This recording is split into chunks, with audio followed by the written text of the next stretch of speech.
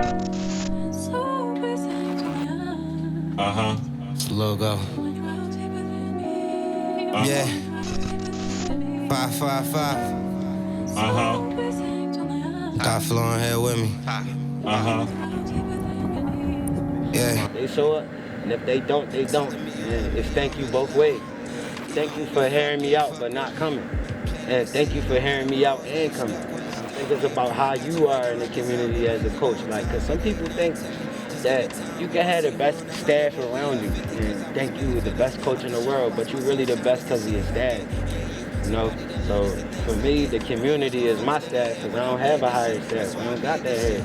For real, it's just me with the 13. You know, Coach Nay, she assists me and whatever she can assist me in. And, you know, Coach Ike is forever my mentor. So, you know, he gonna always have my back on whatever is going on, whether I'm right or wrong. But when I'm wrong, I gotta be accountable. You know? Cole need a sweater for this. You tryna outfox a fox, too clever for this. And you know I'm too clever for this. Goddamn. I want my money taller than a tree stump. My mood on hard work and put my feet up. Neighborhood hero need 100 degrees. Can't turn my back on my son cause he need me. Thinks he tryna cut me just to see if I bleed. Same thing that make you come, gon' be making you leave. And you telling me you love me, shit is easy to breathe. And it's feeling like the trust get hard to believe. And the devil was a lie, he ain't smarter than me. Cause I'm so gifted. This ain't Christmas, this ain't a movie. You can't flick this NBA draft on IG. You can't pick this interception. No pick 6 or 4s on, yeah. My game 6 shit. I'm in it for the overtime. I'm about to shift this. Double up, then bubble up, then tell the dogs to huddle up. Tell y'all all about Marion. This is definitely legendary. Followers, I keep my pace, I be a lot of legends getting out of here. catch my rhythm, hit the beat, but follow it, the followers, I keep my pace, I love my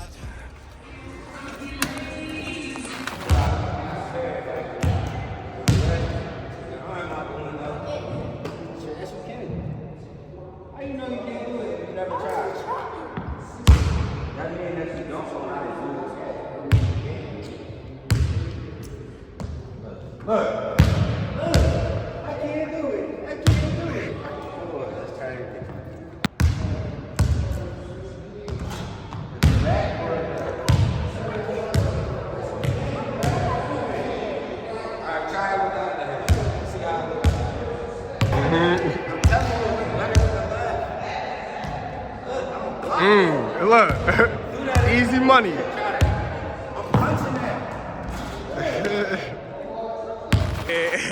I hawk that John, bro. Somebody definitely hawk that John up here. Hold up. Hold this John. Oh, I got you. Oh. I wouldn't even rap this good. I swear, acting like a rapper couldn't even help me rap this good. But if I act to learn to rap, would you believe it if you rap it good? No, a nigga thought he had Logo it, is, you know, everyday human trying to get through. Logo is a father, a coach, a brother, a son, a friend. You know, I'm pretty much just like you, for real. Just comfortable with being myself. Use all the things that I, you know, go through in life as lessons, and I try to correct on the next go around. You know, Logo for real is a person that's comfortable with being himself. Mess up, mistake, whatever it is, I gotta keep my head up, keep pushing. You know, that's pretty much it. Where you from? South Philly. What challenges have you faced living in South Philly that you wouldn't want your young players to face, or try to at least get them to avoid facing? Challenges like, I want to say first and foremost, like gun violence. You know, losing friends to gun violence, getting in your own situations, you know, living with a single mom, and you know you got a sibling, and you know it's hard for her, but she making it work. So you got everybody around you who going through the same thing. You know, most of our dads was either incarcerated or they had multiple kids. So now that I'm at that age where I got my own kids, you know, I understand that it's not always easy to just round up all your kids and, you know, and you know, the situation of what the mother and father go through. So, you know, as a kid, I never really had to worry about that. I never really had to worry about if my mom was arguing with my dad. It was just simply, you want to go with your dad, go ahead, go to your dad. Yeah, you with your mom, you with your mom. Like, you know what I'm saying? And most of that, you know, like, growing up, you're going to have homies who in the streets. You're going to have homies who die, go to jail. You know, and we all come from that. So I never want to use that story of, oh, I come from where it wasn't. Nah, we made the best of what we had around us to get where we at now. You know, and I made mistakes. You know, it was a mistake I made a couple years ago that, you know, it was simply me trying to be accountable for myself, and, you know, my actions, and it wasn't simply just, you know, me thinking about, oh, I'm just worried about myself type situation. Like, nah, you know, and I learned, like, it's all right to make a mistake. You know what I'm saying? Stuff happens. It's about what you do after it happens. You know, if you're going to put your head down, you're going to cry about it. You're going to keep your head up and push through because you get another day. So it's like, with us knowing that, you know, simply I say that to say we should just take stuff like that one day at a time. So most of the time as a kid, that was really what I was doing, even though all that stuff was around me. I'm chilling on the block and they on the block smoking. I'm a kid, you know.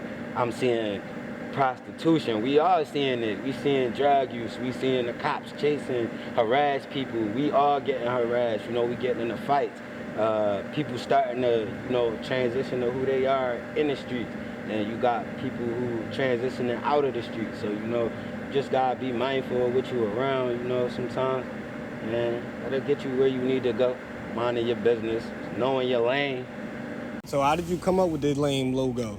I'm left-handed, so logo came natural from me just playing basketball. And, you know, as a kid, like, I hit a couple big-time shots, and OG's like, yo, we gonna call you logo like Jerry West. So that's mainly where that come from. I got range, a good shooter.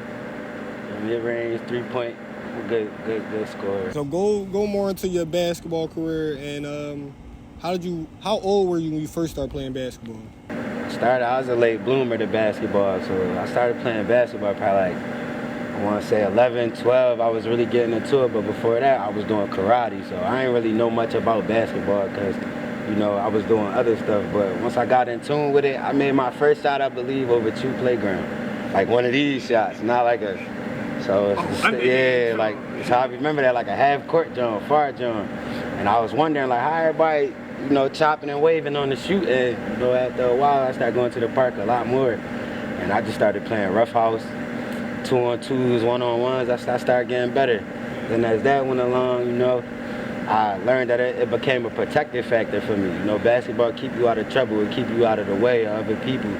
Yeah, you know, it keep you focused. So when you leave out of basketball, you can still be focused. But for the most part, basketball was always around me. You know, my dad, my cousin Salim, he's a Knicks fan. So I used to just always remember the stuff Salim used to tell me about basketball, as far as like your mechanics, you know, being a certain type of basketball player and knowing what type of basketball player you are, because you can't beat every type. So for me, just playing in the neighborhood with my friends, people I grew up in the neighborhood, I developed a love for that. Probably like by 14, I was good. Like I was good enough to, you know, play in leagues, play under the whistle, because some people think that, you know, just because you play street ball, you could play under the whistle, and it's not, because street ball is way different. Under the whistle is more situational. So with coaches like Coach Ike being able to, you know, come here, do this, what we doing, it speak volume, you know, about how I took basketball and what I used basketball for. So I feel like, for real, like, here, Mary Anderson is where I really learned how to play basketball. Coach Ike, you know, he big on guards. Guards come from Coach Ike, not too many big men forwards, guards. So, like, no matter what size you are, if you came here, you left with some guard qualities, and, you know. So, look, going to more with Coach Ike, because there's going to be a lot of people that don't even know who Coach Ike even is or his impact and how influential he is. Because I know who even Coach Ike is, and I got to even train from him. Right. All right, so Coach Ike is like our uncle. Coach Ike gonna be there for you no matter what. Coach Ike been around me my whole life. You know, my mom, my dad, he grew up with them, you know, so Coach Ike is like who I am now, a guy who, you know, you just trying to look out for your neighborhood and do it through a way that, you know, it resonate to the youth around you. Coach Ike kept a lot of us out of trouble without probably him not even knowing most times, because of the reason that there's so many kids that he might not be able to pay attention to everybody. But if you got something, it don't matter if you the best or the worst. Coach Ike he gonna bring it out you. Coach Nate, you got Coach Nate. Coach Nate was my coach. But Coach Ike was there for me for like my game, the conditioning, you know, mechanics, working on your skill. But Coach Nate, Coach Nay was my real coach. She coached me every season, UIA. Man, we won together, lost together, cried together, argued, all that. So, you know, be able to coach with her and Coach Ike right now is like, it's a blessing, because I used to be the student. So now the student becomes teacher, and you know, you don't ever want to outsmart your master. So you know you gotta stay in your bubble. But that's what Coach Ike was for us. Coach Ike was there for us. So that's basically what blueprint I'm taking from him, you know, to do what I'm able to do here at Mary Anderson. To go to more into what you do, as I guess coaching, how that affect you playing basketball or your outlook on basketball? Have that changed or? Yeah, a whole lot. A whole lot. From playing basketball and just playing basketball to coaching basketball and like still playing basketball. It's a lot of stuff that I know now that I was like, damn, I wish I knew this back then. Like you can make it farther with just certain you know, infrastructures on how to play basketball for your type of basketball player. So, you know, for real, I really want to say, like, I've been doing this for a long time, so the kids that I see, some of them you're gonna see yourself in. You're gonna see yourself in, but you can't let that override who they are as a person and a basketball player. So for the most part, you know, you just try to, you know, keep up with the drills, keep them up on, you know, routine, preparation, discipline. You don't want to try too hard because sometimes it might not get through, and you don't always want to be a friend. So, you know. How do you adjust your coaching approach to meet the different needs of learning styles of all players? Alright, so one kid, he might be good, but he might got a bad attitude. Kids like that, you normally try to like take out the effect of what might be going on around them outside of here, because you know sometimes it's not always an outside problem for them. It's just certain stuff that they stuck and used to. You know, like some kids come stuck in their ways and they'll be talented, but they don't want to work hard. So you might got that kid who is good with the bad attitude, and then you got the kid who is not as talented, but his energy is good, his sportsmanship is good, his vibe is good, and it's like. You might got that kid who don't say nothing at all. You always gonna get those three type of kids. The kid that, you know, is talented with the bad attitude that, you know, you need more one-on-one on.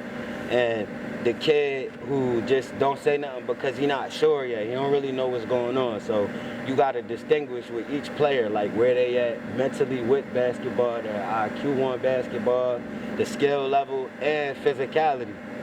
That play a lot in it too, because some kids might come big and people would be like, oh, he big, we're gonna put him in the paint. When they might be good at being a guard, you know?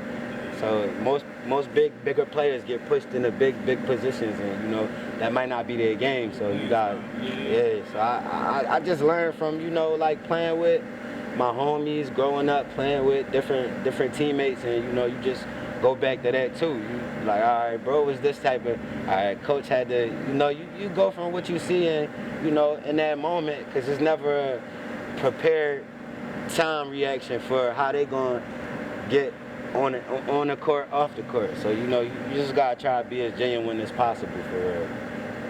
And know that every player is different, and you can't treat them all the same, but you give them that, you get that system where we won. So if one person mess up, we all mess up. Accountability, integrity, you know, stuff like that. Humility, you know, you want to get that in. So you want to find your kids, your starters. You want to find your bench players. You want to really pay attention for real. Let me ask you, what's some of your techniques that you use? You would say to build them kind of characteristics in the youth, and like them integrity. Them hold yourself accountable when it's your turn to hold yourself accountable. You know what I mean? So how would you build that? Bro, I just lead by example for the most part. So if I say I'm gonna do something, or you know, I said I can do something, or I'm gonna do it, I just make sure I do it, even if I don't feel like it. Even it's days where you're gonna wake up and you don't want to coach, but you got to, because it's just bigger. It's bigger than you. It's bigger than all of us. And sometimes we don't really know how big it could be until you get there, and then you be like, I should have did this different. I should have did this different. But for me, it's just really like, for real, I just take it one practice at a time for real. So, you know, I just go from that. On to the next question. Can you share an example as a coach of how you successfully motivated and inspired a team you achieved their goals? Yeah, so we had a camp, me and my homie Quill. Shout out to Quill. We had a basketball camp. Let us help us camp. We ran it for 2 or 3 years. I want to say 2.5. You know, we had, you know, a lot of trials, tribulations we got through, and what I learned from that is we had a lot of kids that just came off a pandemic from being in the house, and then some of them just was coming because it was something to do. So, you know, you got to deal with them, their parents, you got to deal with everybody's emotions. So for the most part, like we just really like centered on having like homies that can work on this type of player. Maybe I could do this with this group, or I could do this with this group. And you know what, through them 2 years, it taught me like every team we had in every age group, we went to the championship. But in the league, we were the 8th seed. Every league. Yeah, the underdog. Yeah, and it's always like that for me. In every league we get in, we always start out the team that, you know, get left behind, and then we end up getting to the chip, and they see like, oh, we got that fight in us, and you know that's what I get from that. At the end of that season, that tell me everything I need to know. You need to know. His first game don't really tell you, and sometimes your whole season not gonna really tell you what type of team you got until they put in that situation to prove themselves. So for us doing that, me and Quill, you know, we just tried to like keep them motivated for the most part. Let them know like the other side of the coin. You gotta be real with kids. You gotta tell them the truth, because you can't say, oh, if you don't play ball, you can just go in the house and play the game. And it don't work like that all the time. You know, they're gonna have friends who gonna have them doing stuff they're not supposed to be doing, that their parents don't condone it. So for us, we just remember how we came up and had that back, and then, you know, we just try to apply that, you know, stay motivated. You know, even if you miss, it's cool. Everybody miss. We letting them know we human through basketball. Like I think that's how we overcame most of those struggles we had, because we let the kids realize like we human just like y'all. We fail just like y'all. We get tired, we get exhausted, but if we fight together, we can be good. And I think that's what showed most of the kids that come back to the program, that it gave them that sense like, all right, yeah, we gonna be down. You know, typical Philly story. We down, we underdog, and then we come back and make it happen. So, you know, for real, the culture, the aesthetics of the city is really what is an example that I can use for us of how we got through those summers. You know, because it wasn't like we got like nonprofit. It wasn't like we got help donors and stuff. We ain't had that stuff. So we just had people from the neighborhood, me and him, and our homies around us that was, you know, we bringing food, we bringing cookouts to the park. You know, we was doing a lot. And you know, me and Quill, we had a lot of arguments about stuff. We disagreed on stuff. For the most part, it was love, because I knew like he knew like we had a mission.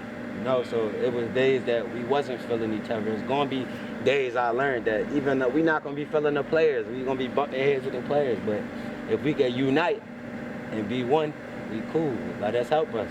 You know, so I think that's a good example of how, you know, we triumph through stuff like that, through hard times, because they was tough years for us, and we made it happen. And we got the recognition after a while. When we first came in, we wasn't getting no love. So from them years when y'all were the underdogs, what's some key examples that you really learned from being a coach that you took away from it? Like, man, okay, now I really see it. All right, I see why I went wrong. Because I'm good at basketball don't mean that if I tell them how to, you know, execute, it don't mean that they gonna do it. Yeah, it don't. Just because I had to remember that. Just because I'm a good basketball player, and Quill a good basketball player, and Coach P a good basketball player. We coming from good basketball players, and transitioning to coaching, that is not just gonna be sunshines and rainbows because people know us as who we are already. You gotta earn the coach in front of your name now, and I had to learn that. You can't just come out here and say, I'm Coach Logo, and everybody like, that's Coach Logo. Nah, you got to earn that. So, you know, I think it was worth it, though, for real. I think it was worth it. The transition, it was worth it, you know, but I learned that, like, it's going to be times like when we down, and you can't get mad even though you want to get mad. You want to blow up as big as the kids, and you can't. Because, you know, you who they looking at when we losing, the whole team eyes is at the end of the bench, like, what the coach on? And, you know, so if I'm poised, you know, that's one of my main pros about being a coach. Like, you know, even when we down, when we getting blown out, mercy rule involved, I'm chilling. Cause I know, like, the game, like I always say when we playing, like, the game going runs. Yeah, So yeah. it's all about who get that last run. So next question, how do you create a positive and safe environment for all the players, female, males? Like how do you go about that? That go back to, you know, basketball being that protective factor that kids know. Like, you had bad days, you go through what you go through, you get in trouble, you know you could come pick up that ball and you know you're gonna feel that sense of when you first touched it. So for me, for real, I just try to make it feel like as much as home. Like, I'm not your dad, I'm not here to be a babysitter, I'm not here to just look after you because your mom dropped you off. I'm here to show you something, and I'm here to let you know. So that goes with coaches being involved in what the kids got going on outside of the gym. You gotta build that rapport so that the kids, whether they, you know, male, female, know that they can come holler at you whenever it's a tough time, whenever it's not going their way. You gotta be able to show them, like before. Like a mentor. Yeah, you gotta show that integrity. You gotta keep your word. You gotta be there for them. And I learned with kids, it's never about what you give a kid as far as materials. It's about what you teach them and how much you around them doing what you saying you doing, so that they can learn from you. Because there's a lot of people that we came up under, and you know, they'd tell us do this, but they on the corner doing whatever they doing, you know. So it sounds hypocritical. So I learned for it to be a safe space, you gotta know your personnel, for real. In a nutshell, you gotta know your personnel to be safe. You gotta know, all right, this kid come with these kids, or these kids don't mess with these kids, or these parents don't mess with these parents. Then we mediate and we let them know we all we got, for real. You know, so we ain't had no choice but to be safe. But I know that from my own experiences of playing basketball and still being involved in basketball, it's one of the things that gave me that umbrella of being safe, because you could pick up so many opportunities. You might be at the court and run into a person that be like, oh, I know how to do this, now I'm with you. You know, same way on how we linked up. You know, basketball is pushing us more into positivity instead of the negative, you know, because some kids be good and, you know, they take that and they abuse it and become bullies, and you know, it's not always good. They take that negative energy that they was using with basketball and put it into being bullies, pick up guns, you know. So it's really just about what they see, for real, what you giving them on face value in order for them to know that you the one that's gonna make sure they safe. It's about what you say to them. It's about how you say stuff to them. It's about what you do with them, how you do it with them, you know. So you can't, because you got, like I said, you can't always be their friend. And you can't always be they tough love person. Sometimes you gotta let that kid be comfortable in their own skin, you know. If it's a kid that, you know, might not be good at fighting, and they might get into a fight in the gym while we in there, and, you know, for example, I simply, you know, our parents told us, somebody hit you, hit them back. You know, I want to say that, but in the same sense that somebody hit you, hit them back might turn into you being that person that used to take the punches. Now you giving them out, and it lead to other stuff, because, you know, some people start power tripping. So for real, I think it's about that with the people I got around me that's doing it with me. You know, they see I'm safe. The parents will agree, and, you know, a lot of parents, they pretty much 100,000% cool with their kids and being in our hands, my hands. You know what I'm saying? Because there's times where I'm outnumbered and it might be just me here with 20, 30 kids, and, you know, nothing's changing.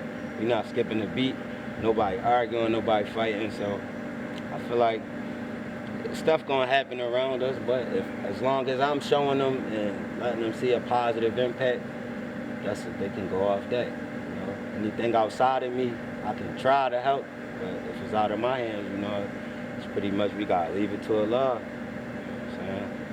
So is it a real difficulty change when it comes to coaching a female and coaching a male, or would you say it's basically like the same? You just gotta make some small adjustments. Yeah, like, all right, let's just say, for instance, all right, the female hoopers, like the young ladies, they come with the vibe, the energy. They come with the once you instill the confidence in them to let them know it's all right if you mess up. I learned that with the young ladies. Like, you let them know, like, all right, it's all right, you messed up. You know what I'm saying? You messed up, all right, cool. with the younger guys, they, you know, they more so come with the game, but they don't listen. So it's like what routine, what practices you gonna use to get them to listen. And with the females, like they listen. All they need is the mechanics and you know the skill to get where they need to be. So it's a little different. And then sometimes you got the days where you gonna have to put double in the work with the young lady that you would have to do with the young man, because the young man, you know, we all play basketball. We come from that, so it's not always a given that you might get a female hooper. You might gotta, you know, create one. You know what I'm saying? Through their own will, because you don't wanna. I learned with the young female hoopers, you can't force stuff on them. You don't dictate or talk at them. You talk to them. Now it's different with the little bros because you know you knew them most of your life. You know their parents. You know their big brothers. You know, I mean, so it's different. So sometimes it's a sensitive situation when you're dealing with a young lady because if she getting talked to like that at home or if she getting talked to like that by her friends, and you might create a shutdown mechanism for her for the kid. They just gonna go all out. They gonna blow up in front of you, and that's basically they little let it out, you know. And with the female, they gonna shut down and not say nothing. So it's hard because once they don't want to talk, you gotta leave them. You gotta let them come back to you on that. So it's a big difference in, you know, the young ladies and the young men. You know what I'm saying? So mostly for me as a kid, I was always doing like sports, hanging with my cousins, family members. You know, once I got older, high school came, I'm hanging with dudes from different blocks. You know, I'm getting to know people out in the neighborhood. And I never really had a problem with nobody at all. So I always try to lead with respect the person and you gonna get it back. And that's how it is to this day. I respect people, they respect me. If a person don't like me, I ain't got no reason to not like them, so that don't even bother me. You know, how other people feel about you, you know, sometimes that bothers us when we growing up down here. It's hard. It's hard to ignore people's opinions down here because you want to be good at something. You want to be the one. Like they say on Paid in Full, people just want to be the man just cause, and they ain't really got no reason on why they should be winning in life. Like people just want to win, or they see you doing something good, say, oh, I don't like him because he doing this. But if they was you, would they want you to be hating on them? Like, you know what I'm saying? So it's like a bunch of that for real that, you know, I came up around, and some of it made me, some of it broke me, but I'm here. So I can't really sit here and be like, I had a horrible life. I was the kid that made it to Disneyland as a kid. So, you know, I had my dad, even though my mom wasn't with him, you know, I had both. You know what I'm saying? Every relationship with everybody ain't gonna be the best, but I had what I had. You know, I took losses with my family, you know, deaths in the family, my dad dying eventually, my grandma passing over the summer, and most of that just tell me, you know, sounds like we want to break down, we want to get emotional, we want to give up. Nah, when somebody die, you got to live for them. You know what I'm saying? I had a homie just like me, Albert Lee. We called him Al Lee. He got overkilled. And, you know, it was a tragedy due to gun violence. And, you know, only Allah got the answer to that. So we can't sit here and question like, oh, why this happening? Why this happening? I just know that I learned from that, we not above, nobody above nothing. He was just like me, you know? And that's what we all go through every day. We got homies that we lost and we like, they was just like me. So, you know, you just try to learn from what you seeing around you and go from there. What would be your advice for somebody that's going through kind of pain right now? Or got them kind of demons, but still got that voice in the back of them that's giving them that, like, bro, go do your dreams, go chase your dreams, or whatever you want to do.